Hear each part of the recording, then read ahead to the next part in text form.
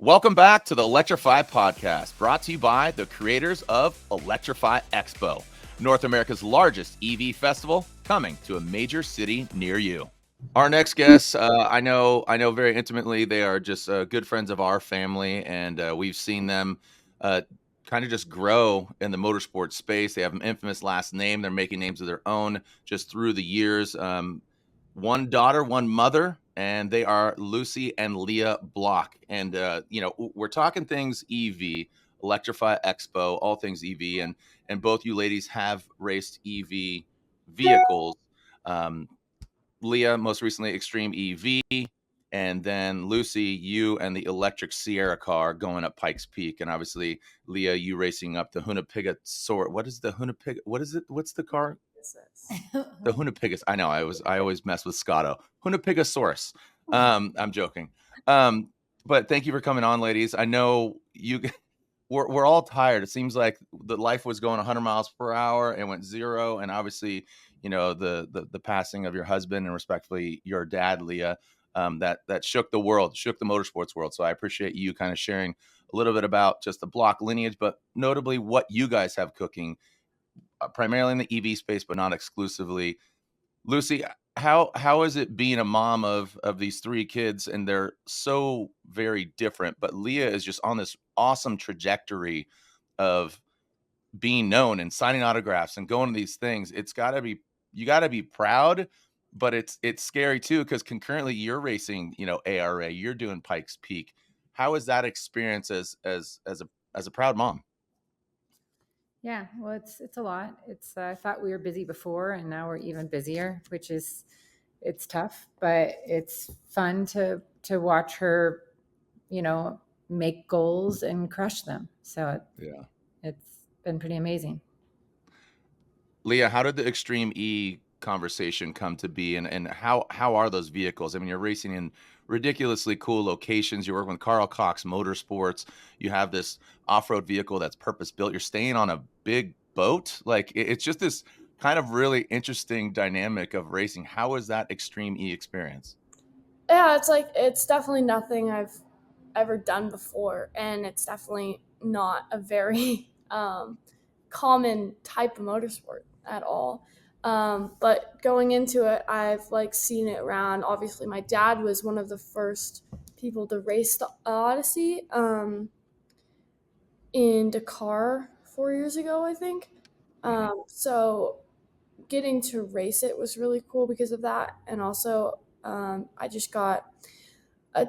I was in Miami with my dad and Timo, my teammate now, and he asked me how I liked it, and asked my dad about it, and then we're talking about all these upgrades, like it's not new suspension, all this stuff makes it safer, blah blah blah. And then about a couple months ago, I got a text from Timo, and he was like, "Hey, what do you think about Extreme E? Would you want to do it?" And I was like, I mean, it sounds great and all, but send me some details. So that just started the conversation. And and then I was in Sardinia only 2 weeks ago. So Yeah. kind of Was crazy. that only 2 weeks ago? Because in between all that, if I follow your guys' stories, you guys are just jamming all over. I mean, literally, you were in Tennessee last night. I was like, I wonder if Lisa or if Lucy and Lee are going to be home. And I saw, boop, happy to be home. And I was like, all right. And I know you're Three catching it. weeks ago. Yeah, it probably was. It was 3 weeks ago because then we had New England Forest Rally last weekend. Yeah, so we had a rally. It was 3 weeks ago, but yeah, it was a crazy experience. It's a very, I mean, obviously it is an FIA sanctioned sport, so it was probably the biggest series I've ever done. And also I've never raced outside of the US, so being able to go to Europe was really cool too. I mean, it didn't feel that different because I've always traveled with my dad, and he's always been racing in Europe. So, but it was really cool for myself to be able to race internationally at 16. But yeah, it was a crazy experience. Got to stay on the St. Helena, which is not an electric ship. They like to jet. Yeah. But Yeah. got to stay on the St. Helena. Then we would take a take a little boat ride to the marina, drive to the site, and then there was the Electric Odyssey. Tracks are crazy, mixed between a rallycross, rally, circuit racing. Like it's just like a kind of like a Forza racetrack. Is it almost like Ultra 4? Like, I mean, I don't like a King of the Hammers kind of thing, or no? It's. It's I mean, how it's would you pitch somebody Extreme E? You got to watch it. We're going to Sardinia, and like the next stop is saying Amazon or the USA. Like, are you signed up to do? And then the finale in December, it's in Chile. Like, Yep, I'm signed up to do the last 2 rounds, but I would probably describe it as kind of like if you ever played the game Forza, if you've ever done a race in Forza, it's kind of like that. Because the really cool part of it is that you start on the starting line, but you are open track until you get to that first 2 banners, and you have to get through those first 2 banners, but you can go anywhere you want, pick any line. And it's about from going, you got to make it through that next one, those 2 banners, and you got to go to the next one, but you can go anywhere from there to there. So it's a really, really cool concept. And it's a lot of luck as well, because whatever grid position you get is where you have to go, because there's like maybe 5 different line choices off the start, and if you try to go like 3 wide into it, it's not going to work. 2 of you are probably going to end up in the dirt, or the bushes. So it's just a really cool, like kind of weird dynamic, but it's definitely very cool for the trajectory of motorsports. well, it's a cool juxtaposition, because here you are, these kind of like Hot Wheels looking cars that are look like monster trucks kind of, but then it's EV. So it's a great juxtaposition of both track racing acumen, the uniqueness of, and out of respect of pronouns, them, they, he, she. You have a female and a male, and that why do you think that's a good push too? I mean, obviously cars show no gender. They're just a car. It doesn't matter. And I think that's an initiative you like to push as well. Am I correct? Yeah, I mean, absolutely. It's really cool that I have a male teammate. Everybody has a female and a male teammate. So it's really cool because it definitely levels out the playing field for everyone, and gives everyone a chance, and it's not just, oh, you're going to race this race, right? We both race the same race. Like whoever we pick, whoever's going to go out, start, but then we have to switch off every single time. Like quali first, if Timo goes out first, then I have to go out the next one for the start. You can't just be like, oh, Timo, you start every single time, or Lia, you start every single time. It has to be switched off. And then 2 laps and you hand it over to me, or I hand it over to Timo. It's a very equal sport, I believe.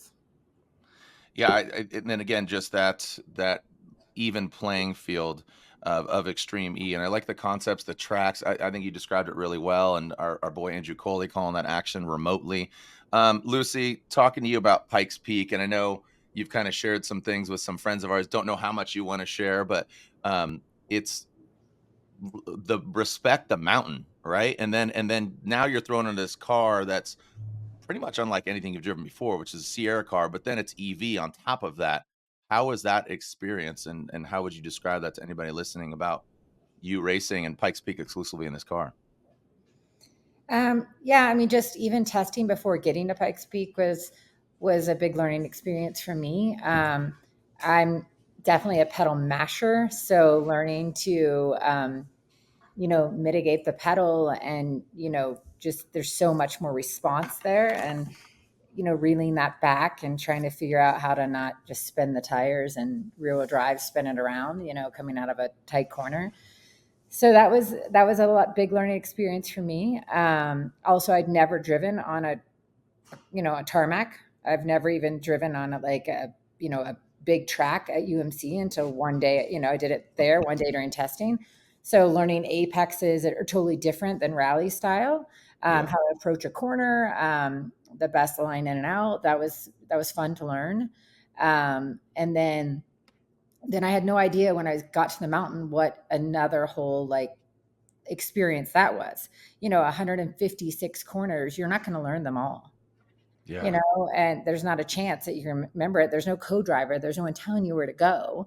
So, you obviously there's this balance between, you want to drive it as fast as you can, but you don't want to overdrive it because you don't want to end up, having to brake too hard or going off, or, there's many things that could happen.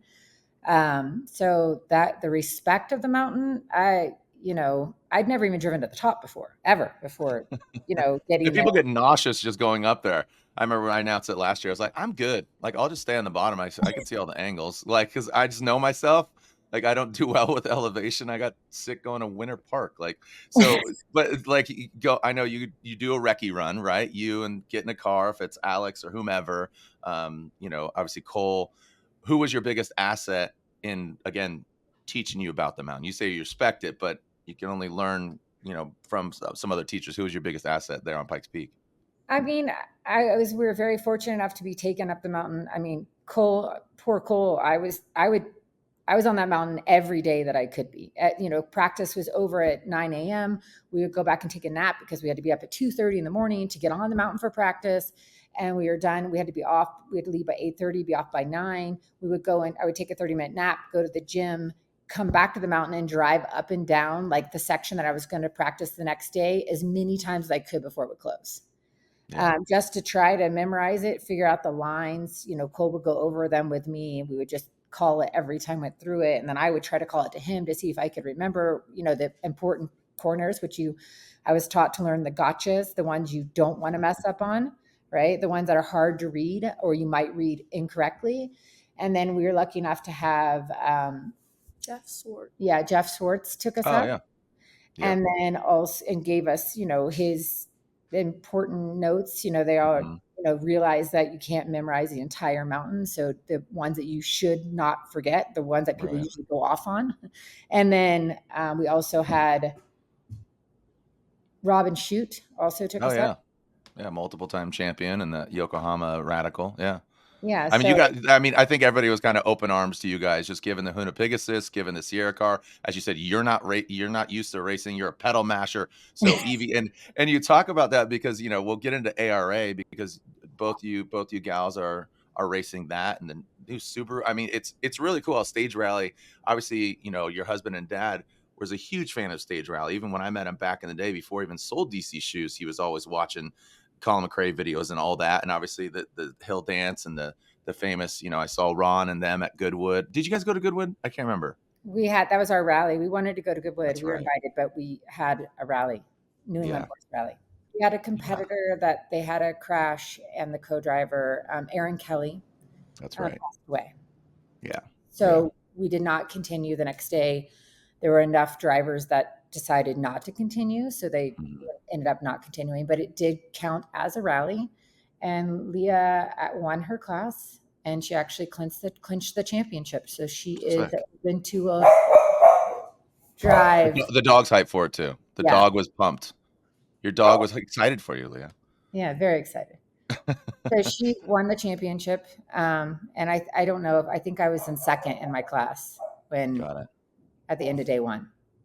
And I'll just ask for it right out of the gate. What is the experience like, EV to combustion, Lia? Like going ICE to EV, and again, you've kind of leaked some photos of doing open wheel stuff, and going from ICE to EV. What's your experience been like? Well, obviously EV is very different from combustion, but at the same time, I've always even when I've started karting, I've done so many different cars and I've switched between everything. Like in karting, every race I go at, there's a race in my KA, which is a 2-stroke. And then there's a race in between and I go to my 4-stroke, and very different driving styles. So I've always had to switch between things and learn things really fast in different cars. So it wasn't too hard for me. I do drive my mom's e-tron at home, which is the electric Audi. So I did know how it feels, how the power band is, how there's almost no delay versus a combustion engine. You have no gears, you have nothing. So it was a little bit hard to learn, but at the same time, you have to roll into the throttle. You have to gauge where and when the tire's going to spin, because you have no idea. That you just put the pedal and there's all the power. So you just have to really, for yourself, you have to calm down your foot. You have to just change your mindset to be a little bit slower. and just you have to really gauge a track. And with the Odyssey, it's a very, very heavy car, like 2 tons, I think. On top of big wheels, it kind of feels like a boat. You're rocking back and forth. So you have to really, really pay attention to where you're putting the car and what it's going to do. You have to very much like anticipate before you do anything, because if not, something can just go right the other way. So it was definitely a challenge for me, but I wouldn't say it was the hardest thing, and I definitely would say I enjoyed it a lot. Good. And that's what it comes down to, because again, you're jumping in any seat you can, respectfully, not anything, but saw you in Oklahoma, crazy turn of events there. You had the fastest laps. We'll kind of start with there, and then obviously you got DQ'd, which I think was a little aggressive, and I even told some people that, but I love seeing and you, Leah, and my son Parker have become friends, and I love you sharing. He shares some things with me. He's like, Leah's doing this, and he's like hyped for you. And I think that just speaks to, you got a lot of fans.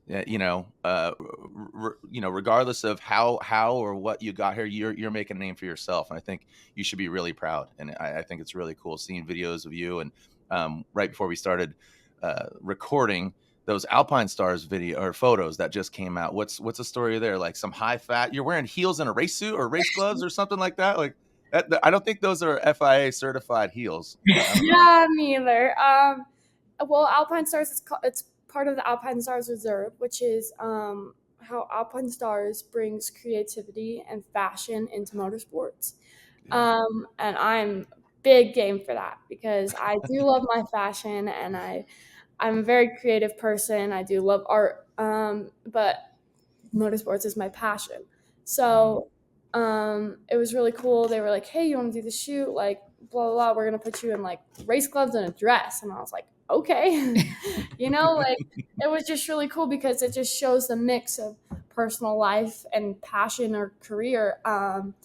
And I had a really fun time doing a shoot. It was my first time ever doing like anything photo shoot ish model, like high fashion stuff. So it was a really cool experience for me. And the photos turned out amazing. Yeah, no, they did.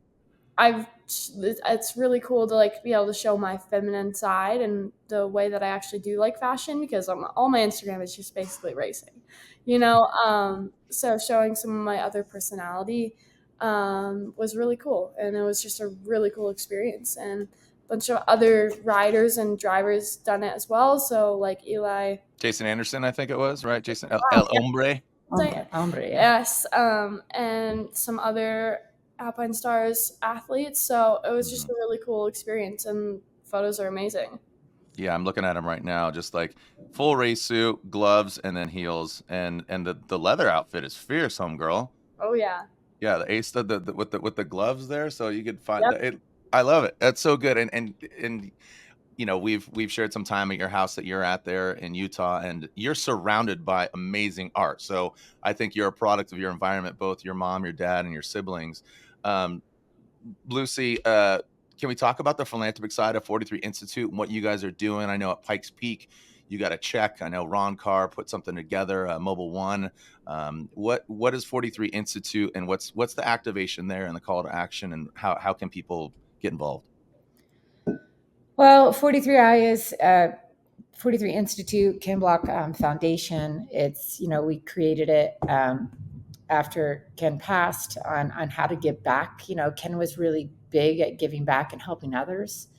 And the funny thing is, it was on my, reminders on my phone for the last couple of years, because we wanted to start a nonprofit, and it just never had time. It would pop up like, talk to Ken and the kids about what nonprofit we want to start. And we had done the research, just never really had time to put it into action.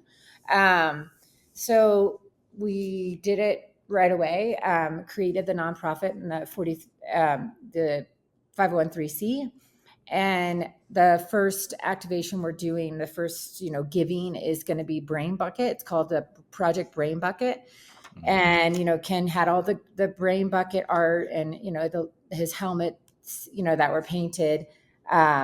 So we're going off of that and going to use, that as an example about how important it is to protect your your head and your brain when you're doing sports. So we raised funds, I guess CR2,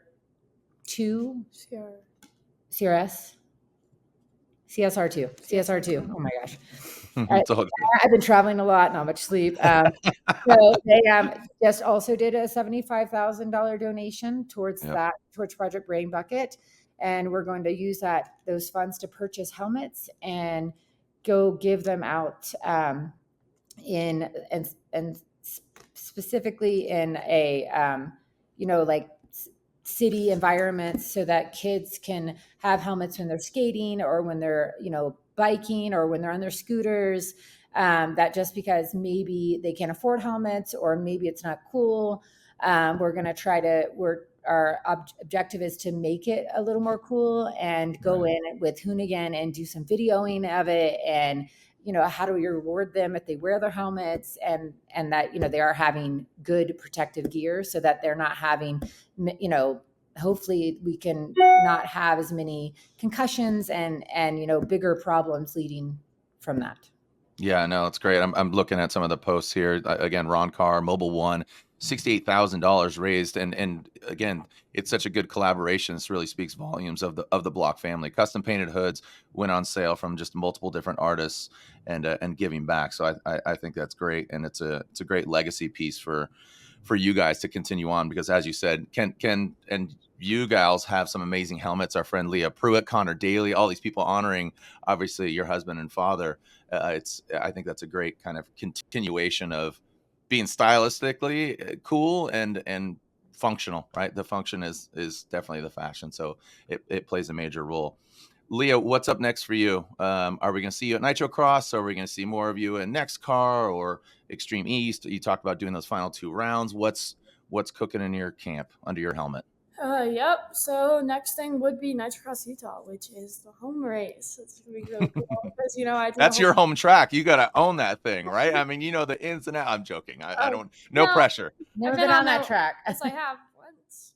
Oh yeah, you did. She'd race Sierra car on that once. Okay. But I mean, I go there every week, almost every weekend in the summer. Well, haven't this year because I've been way too busy. But for the karting championship down there, so being able to have the home race is really, really cool, which is something not many people can say. Yeah, that's your home track, and notably, Kira was excited not just about winning but beating your brother. Is that just like a thing that you guys just carry in the family? Is he? I don't take Mike as like being that cocky. Does he need to get taken down a little bit, or what's the deal there? Oh, I mean, I wouldn't say he's cocky. He's a little. He's your brother. They're just. It's just with themselves. They just go back and forth. It's nobody else. It's just Mike and Kira banter.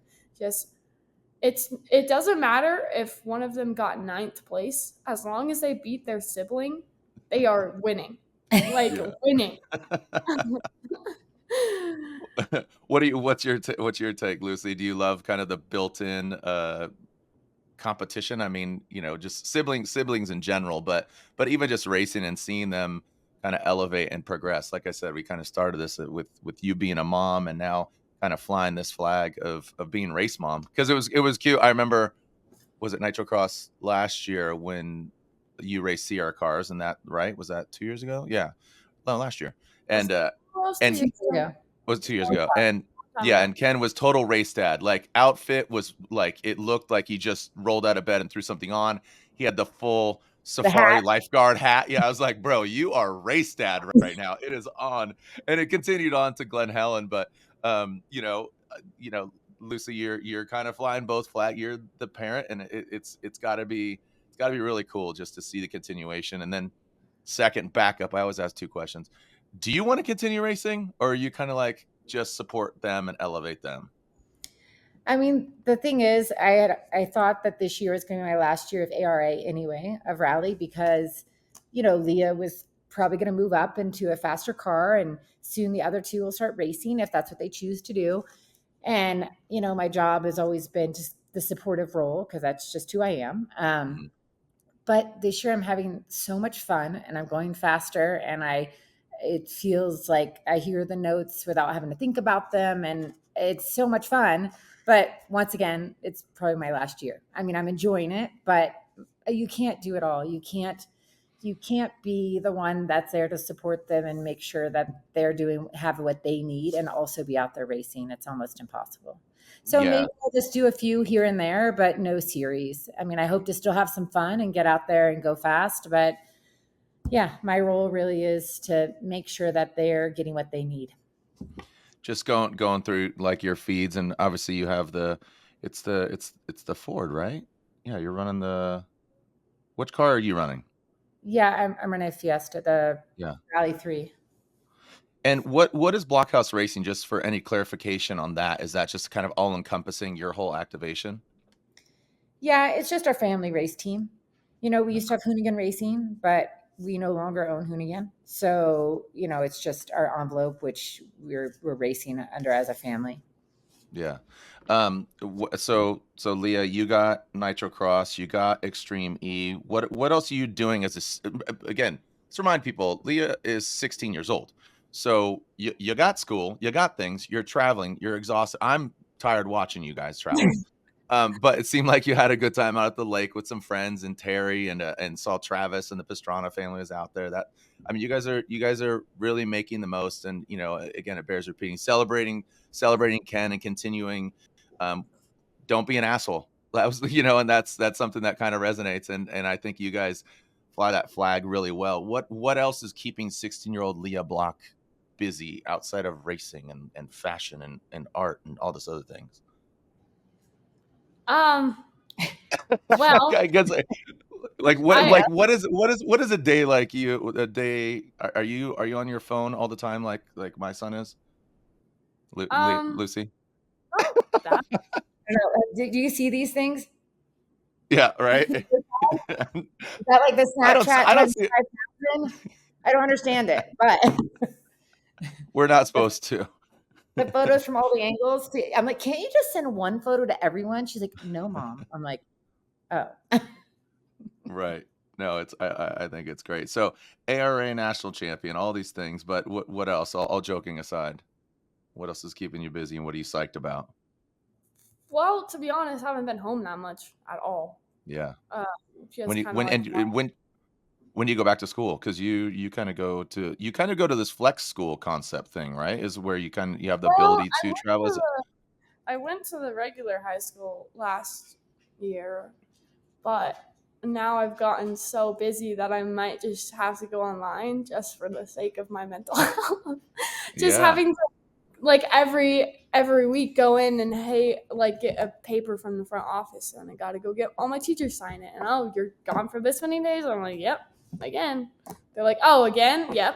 Sorry, but it was really hard to keep up on my schoolwork, especially in the last 2 months of the end of the school year. So online just might be the better option for me, and I might just be able, because then I can focus on training and all the new stuff that is coming up.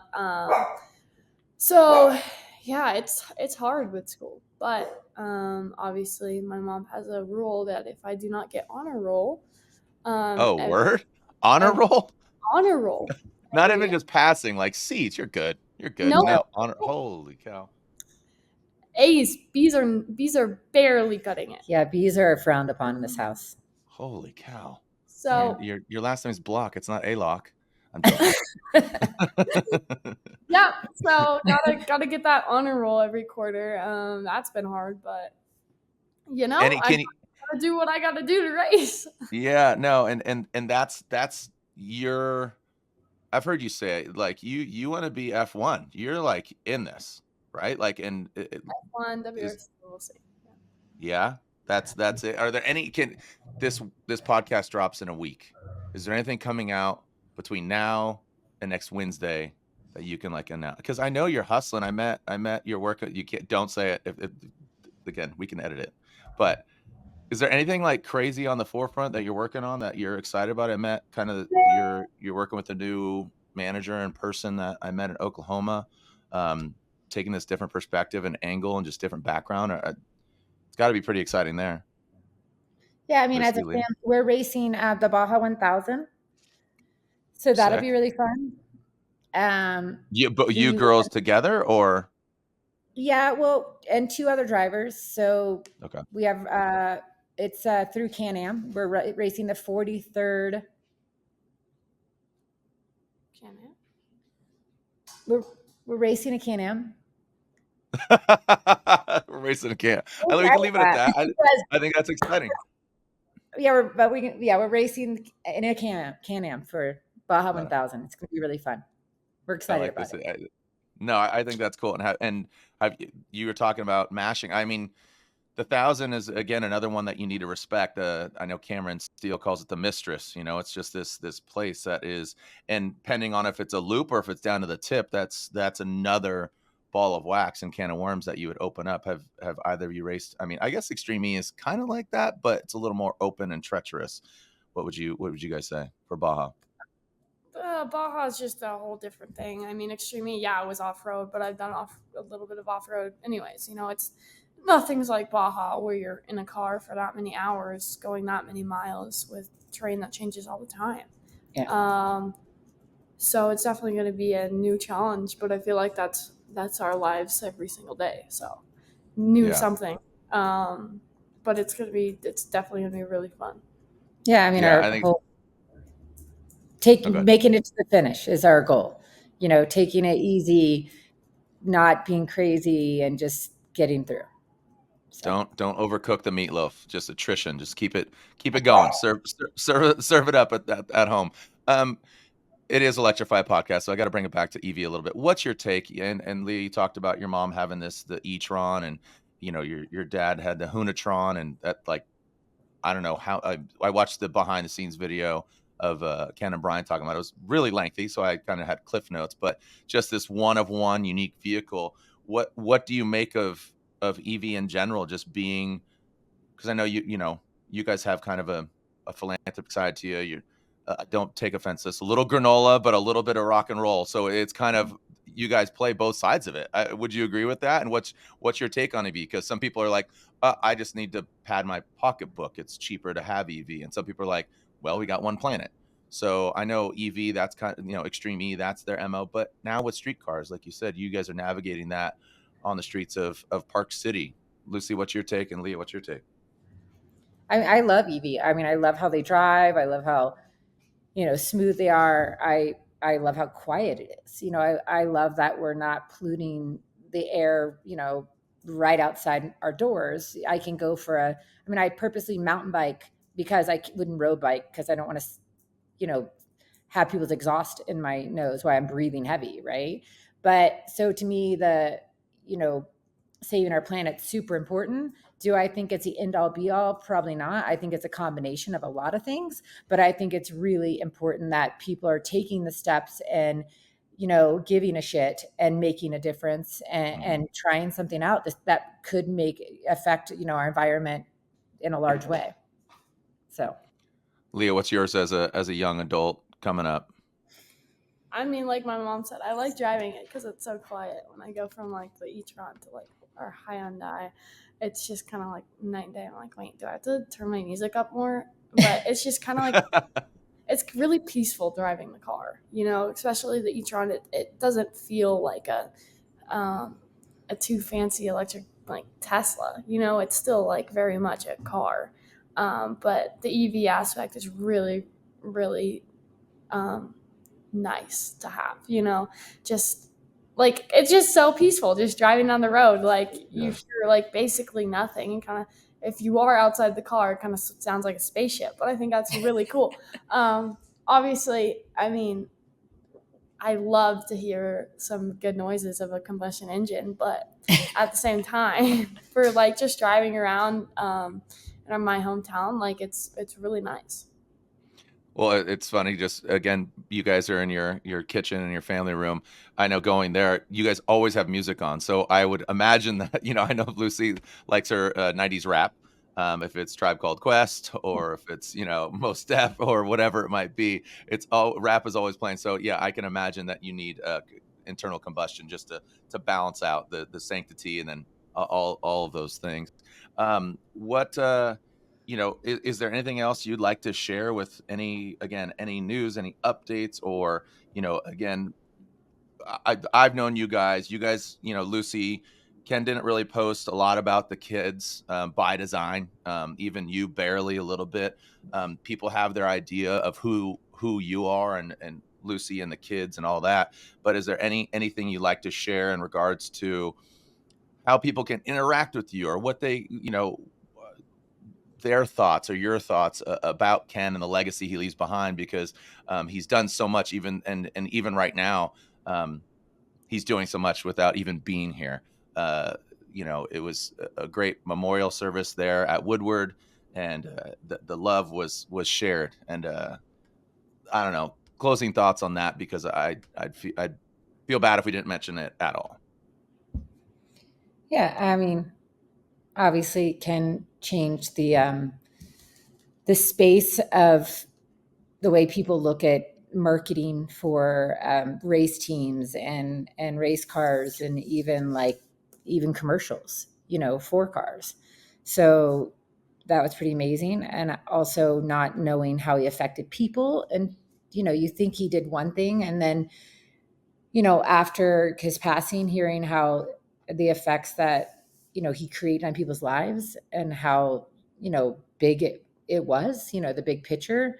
And that's kind of 43i as well, is like, how do we keep moving that forward? How do we keep rally going forward? How do we support people? How do we, not only about the helmets, but what were important things to Ken, and how can we foster that and help the communities and help people that he's already touched, not just the people, but in general, keep passing it forward and making a difference in people's lives.